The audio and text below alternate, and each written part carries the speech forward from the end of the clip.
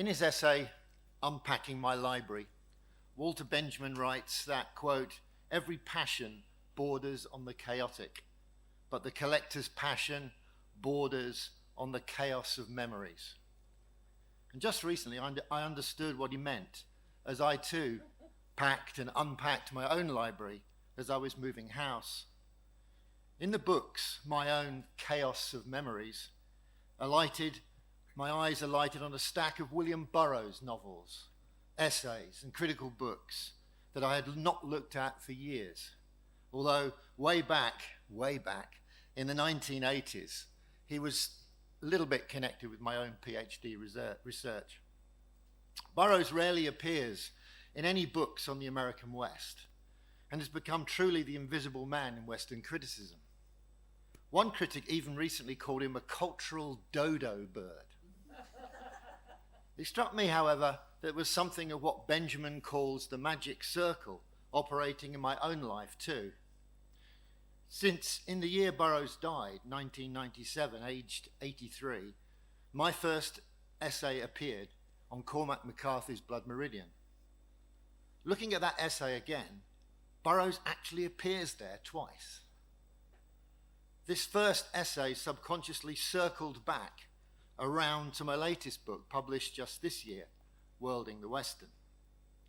It circled around because it seemed to me there were interesting critical dialogues between the two, my first and my last.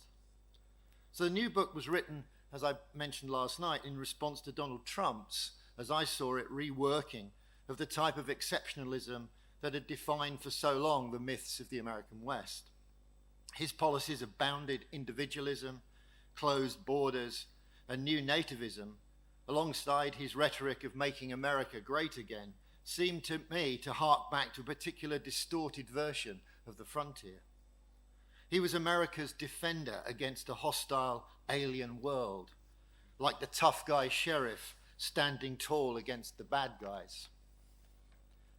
My book argues that Donald Trump's skewed Western rhetoric was unworldly, taking America out of this world, just as he removed the USA from its international treaties and commitments. But the imaginative political power of fiction, as I started to realize, in contrast, could in fact put worlds back to challenge such dark, unworlded reductionism with all its fixed norms on gender, sexuality, race, and patriotism. Whereas in my book, I was looking at the fiction from the Trump era, as I call it, Westerns by writers like Hernan Diaz, Tia Obret, Si Pan Zhang, Sebastian Barry, Valeria Luiselli, and others. I now realized, unpacking my own library, that William Burroughs had been challenging closed worlds since the 1960s. Haunted by the West, Burroughs was born in St. Louis, Missouri, and died in Lawrence, Kansas. It was as if William Burroughs knew America's inheritance was seeded on the frontier, and his characters were caught up in what he called the mythological system, that is, in the cycle of conditioned action. His fiction, with its wild experimentation, hallucinogenic cut-up forms, and extreme states of dislocation, strove to interrupt such systems and cycles through what I call errantry. Burroughs' own counter-stories disrupt myth's propriety and present alternative errant worldings, carnivalesque plural worlds that refuse to fit into any presupposed pattern, always wandering astray from prescribed paths. That's one definition of the word errantry. In this way, worlding, as my book explains in much more detail than I can do here, is an active process of opening up and becoming, driving towards the projection and the transmission of new and different, often disregarded voices within the American West. Worlded Westerns, as I call them, employ the Western genre whilst subverting it, straying from its path, if you like, to expose the social and political consequences of its long, dark, violent, and inward-looking history. This is very apparent in Burroughs' final trilogy of books, known as the Red Knight trilogy. Cities of the Red Knight, The Place of Dead Roads, and The Western Lands, which, to use an image from The Place of the Dead Roads, rips a hole in the master film, suggesting the imposed stereotypes of the Western movie, where established patterns are confirmed and fixed. Burroughs' writing, therefore, constantly shifts us off the track, as he puts it, becoming errant, deliberately straying from such a mythic movie reality. Hence, in the trilogy, his gunfighter, called Kim Carson's, is gay, with unwholesome proclivities, as he's described, and can't even tame his own horse. As the novel puts it, Kim, quote, is everything a normal American boy is taught to detest. But he is also given to the subversive practice of thinking. If Kim Carson's is the gay gunfighter, Burroughs is the literary outlaw, whose subversive and surreal writing turns what we think we know about the West on its head. For example, Carson's can perform a role in the master film, quote, standing all square-jawed and stern and noble like the Virginian, but persistently acts to counter these stereotypes of the Westerness and of masculinity with his extreme actions. My dear, he says, it's quite folkloric. My use of the term errantry here is very complex, but I can only touch on some of its roots. I use the work of Caribbean philosopher and novelist Edouard Glissant, who argued errant thought, quote, challenges and discards the universal or mythic, this generalizing edict that summarized the world as something obvious and transparent, claiming it for one presupposed sense and one destiny, just, one would argue, as in the American West. He favored instead what he called opacity, relations, and diversity. So rejecting universalizing thought like that encompassed by Western mythology and appropriated by Trump's simplistic making America great again, Glissant favored diversity and what he famously called the poetics of relation, projecting interrupted, mobile, and unfixed worlds rather than a single unanimous one. To be errant in Burroughs' work is to err from the strict path set by the controlling forces that he saw all around us, by what he calls vampire mummies or Venusian agents. Indeed, all those people who are, as he puts it, anti-magical, authoritarian, and dogmatic, and who stand as, quote, the deadly enemy of those committed to the magical universe, spontaneity, and the unpredictable. In Burroughs, the imposed universe, therefore, is controlled, predictable, and dead. Because in the terms I used earlier, it is reductionist, monological, and regulated. It is an incorporated West, an exemplary space of colonization, violence, and imposition controlled by the few at the expense of the many. A reversal of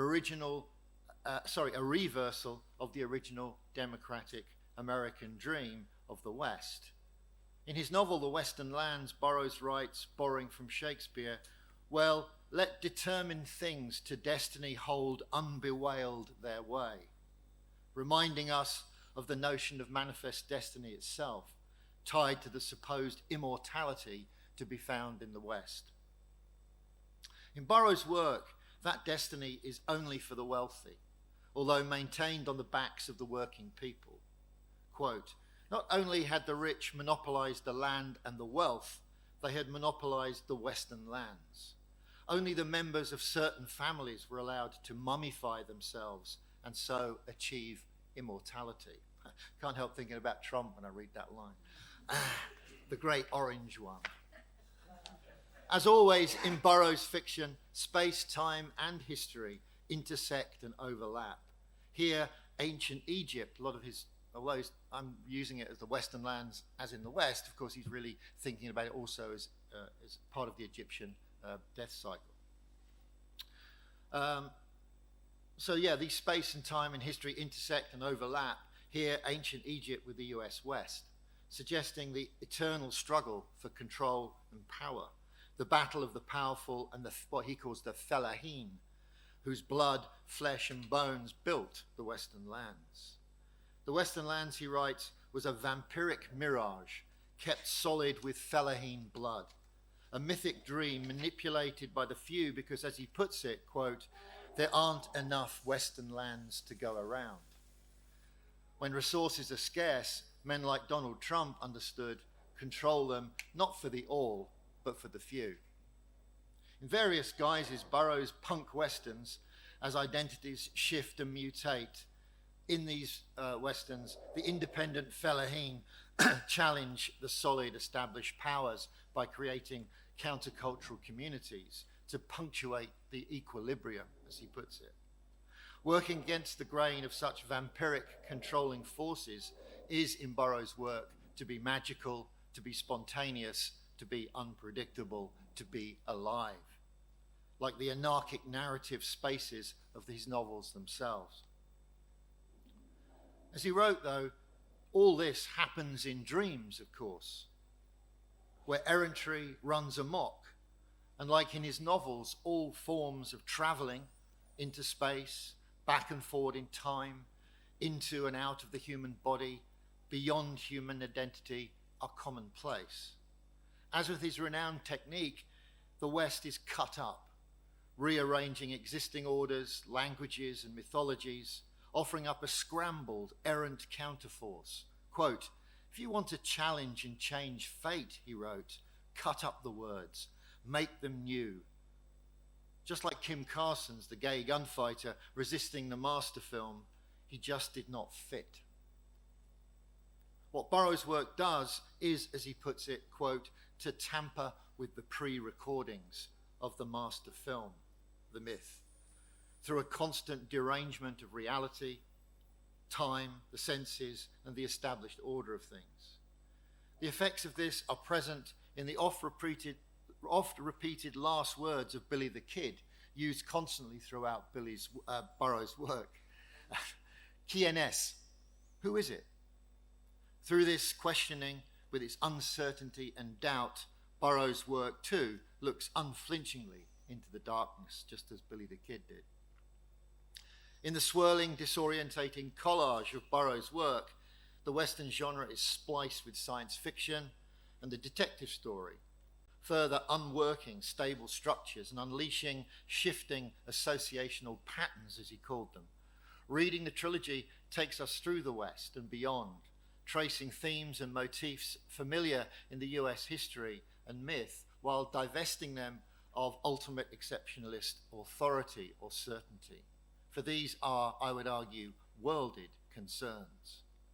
The West is just one of many locations in the novels where power, fear, and control wrestle for dominance, whilst rewriting or unworking history from errant, decentered perspectives, challenging, therefore, the assumptions of the dogmatic system.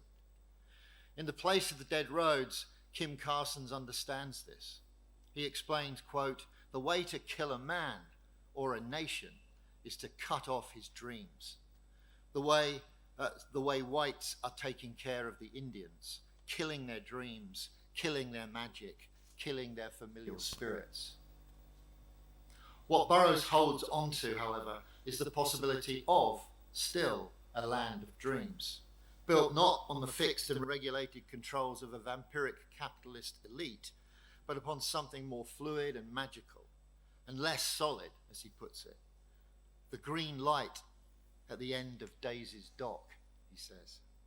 For in Evoking the Great Gatsby, he reminds us of the unfilled potential of the West and of the nation itself.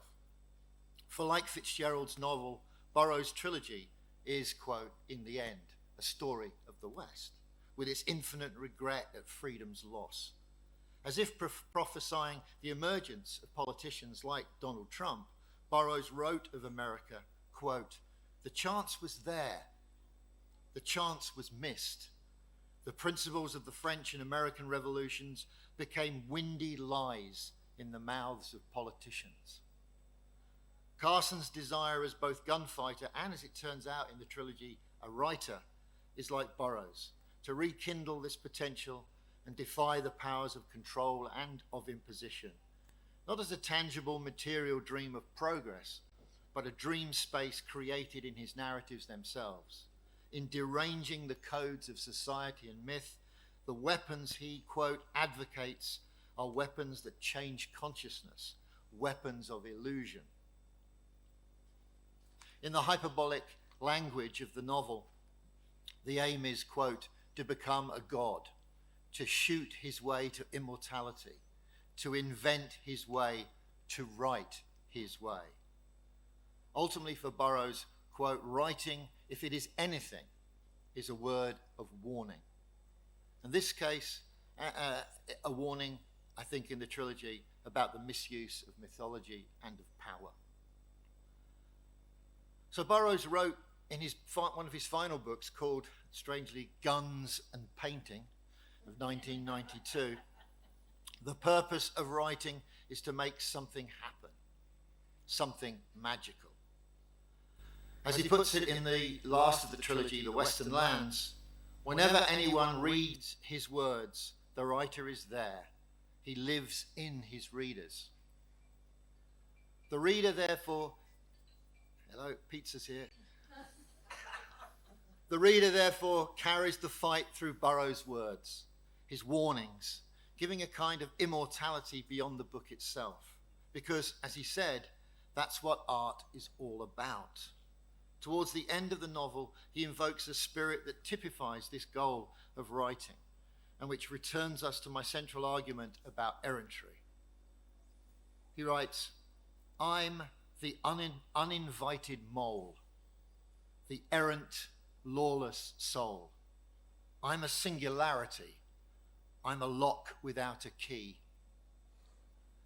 As with all errant, worlded fiction, I would argue, Burroughs' novels are transgressive, non-reductionist, non-exceptionalist, dialogical, relational, and communal, as all worlding texts should be, and that I argue are in my book.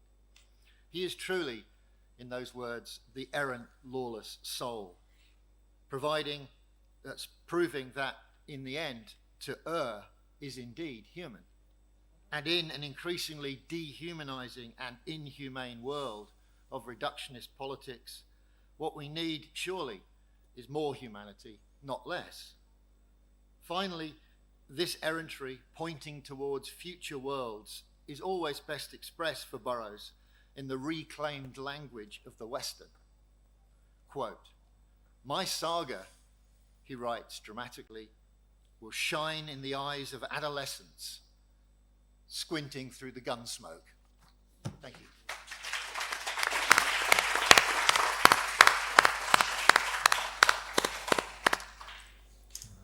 Thank you very much. Okay, so I think we still have time for a couple of questions, so feel free to ask either of our speakers.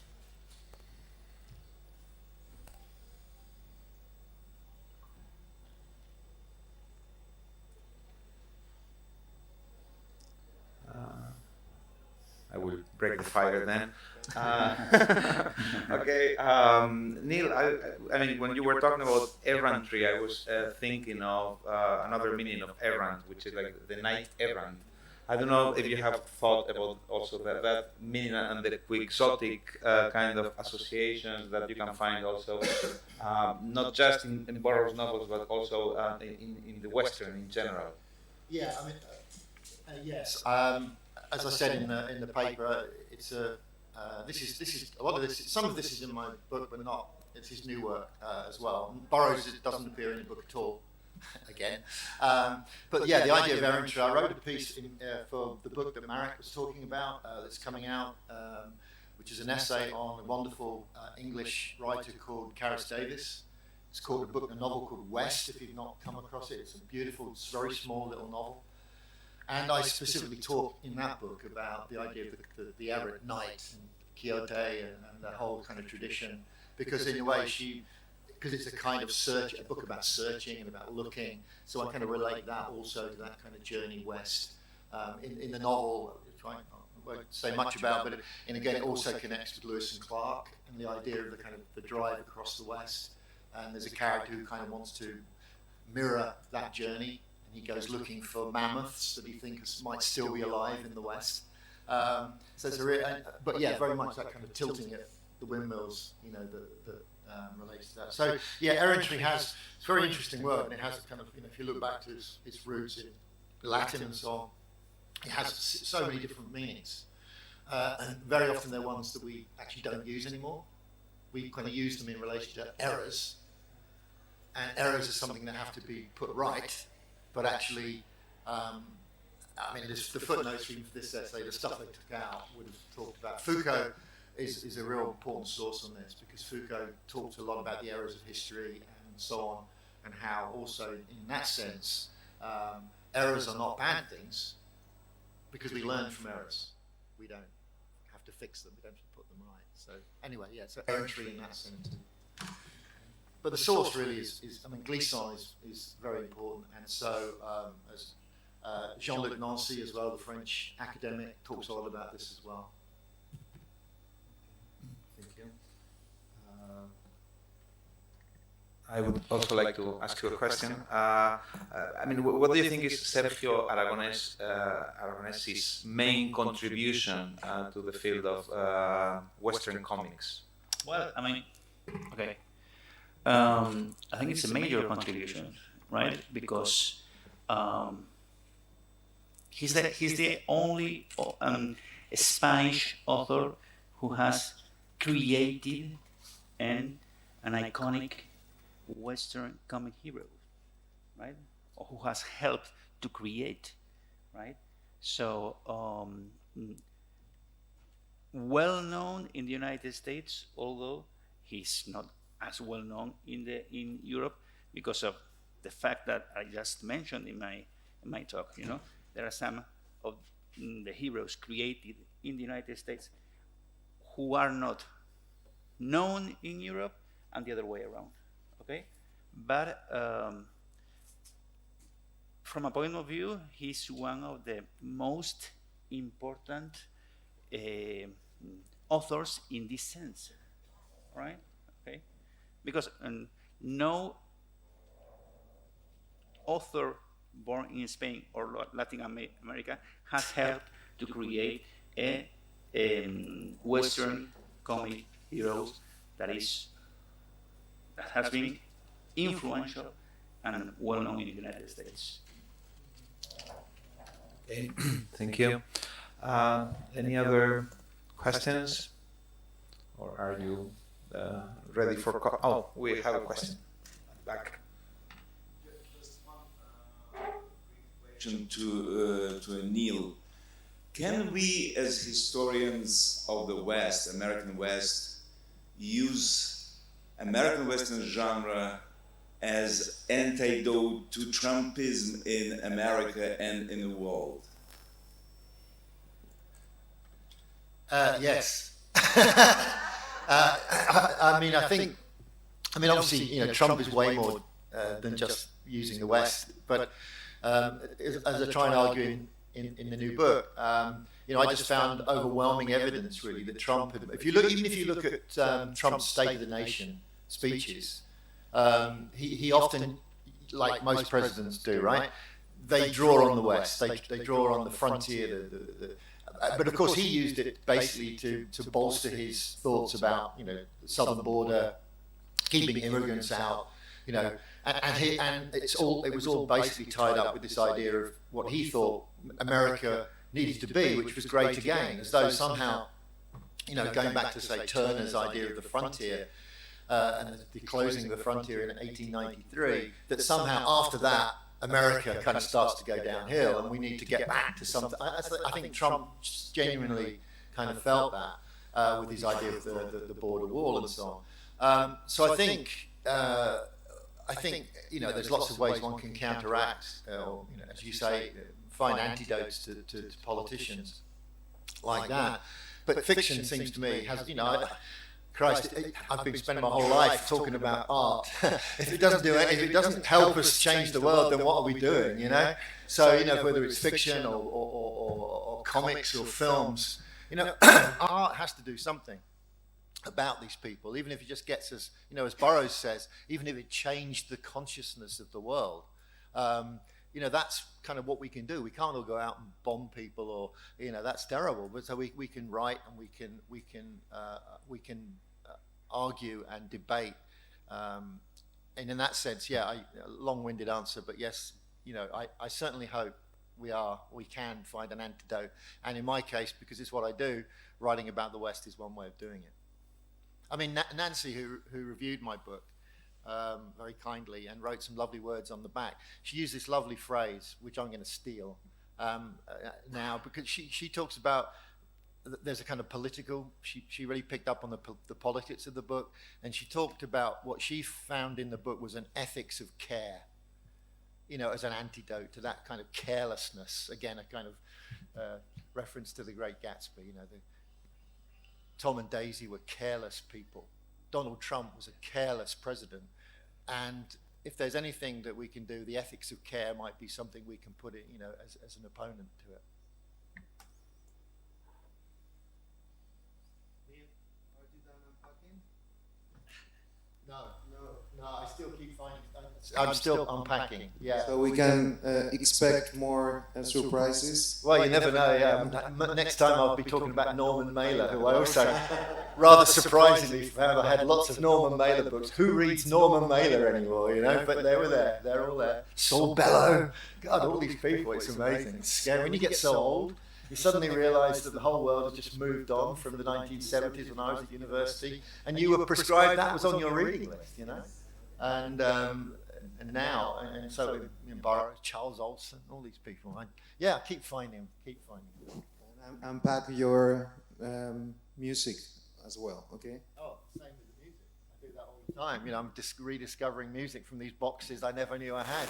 And the worst thing about it, and it drives my wife absolutely crazy, is I have multiple copies of the same record.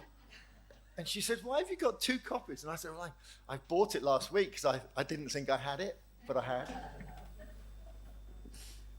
Okay, no more questions, I guess. Okay, so let's go for a coffee break. Thank you very much, both of you.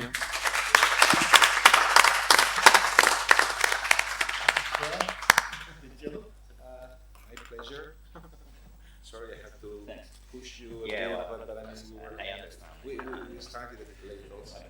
I mean, I have some of the things to say, you know, that You were going through the whole history of comics, you know. And then you got to the end.